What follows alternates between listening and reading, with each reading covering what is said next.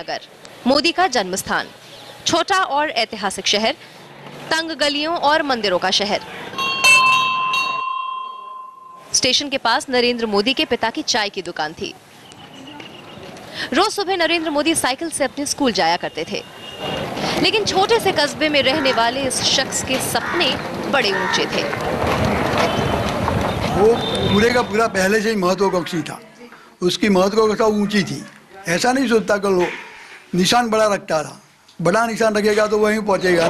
नरेंद्र मोदी ने इस शहर को उस समय हमेशा के लिए अलविदा कह दिया जब वो 18 साल के थे, लेकिन उनका परिवार आज भी यहाँ रहता है।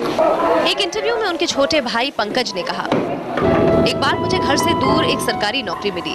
मैंने नरेंद्र भाई को लिखा कि वो मेरी मदद करें और मेरी पोस्टिंग नजदीक करा दें, लेकिन उन्होंने मुझसे कहा कि अगर तुम सरकारी नौकरी करना चाहते हो तो इसके कायदे कानून का पालन करो। इस मामले में मुझे फिर कभी फोन मत करना। मेरी बेटी बीएड करके बेरोजगार है।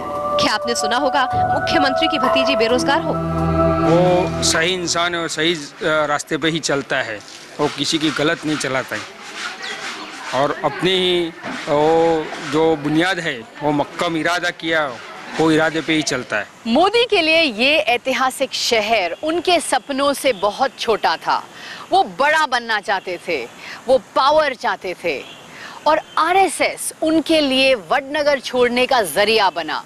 आरएसएस को अपनाने का मतलब ये था उन सारी चीजों से छुटकारा जो नरेंद्र की उड़ान में अड़चन बनते। आरएसएस नरेंद्र मोदी की आत्मा थी। जब वडनगर में इस आरएसएस स्कूल की स्थापना हुई तो उसकी नींव रखने खुद नरेंद्र भाई पहुंचे।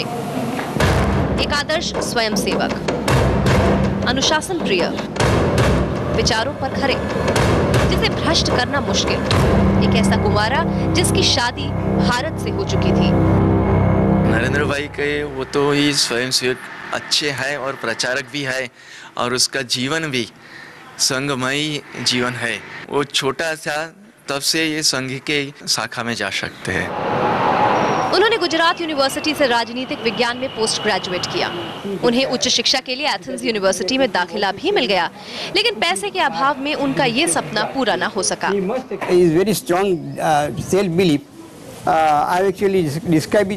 आत्मविश्वास कूट-कूट कर भरा है, ऊर्जा से भरा व्यक्तित्व है उनका। उनकी तुलना इंदिरा गांधी से भी की जा सकती है। तो आखिर नरेंद्र मोदी कैसे स्टूडेंट थे?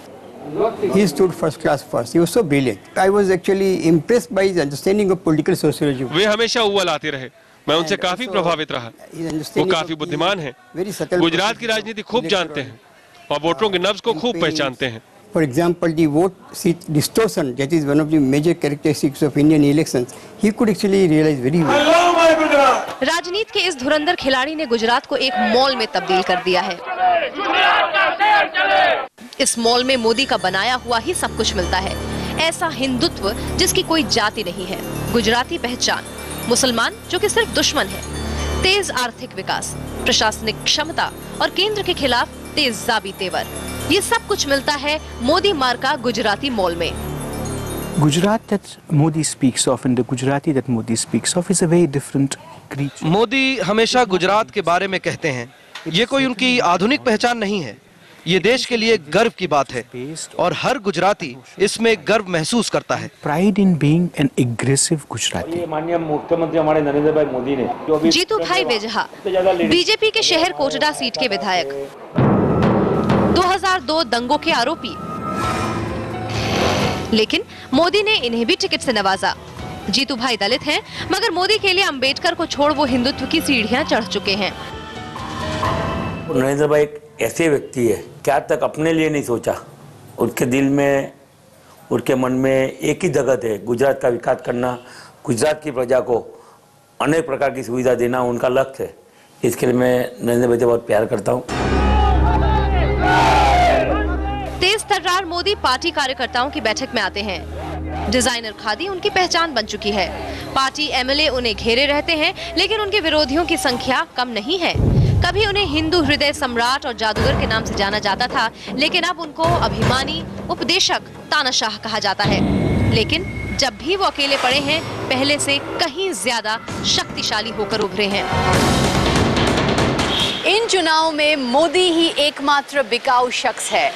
वो उस संघ का ऐसा तेज तरार चेहरा है जिस संघ की पहचान कोई नाम से नहीं होती। वो संस्था चला रहा, सरकार भी और पार्टी वर्कर्स में भी जोश भर रहा। मानो कह रहा कि मैं ही बीजेपी हूँ, मैं ही गुजरात हूँ। कारगिल युद्ध के बाद सबसे ज्यादा डोनेशंस गुजरात से आई थी।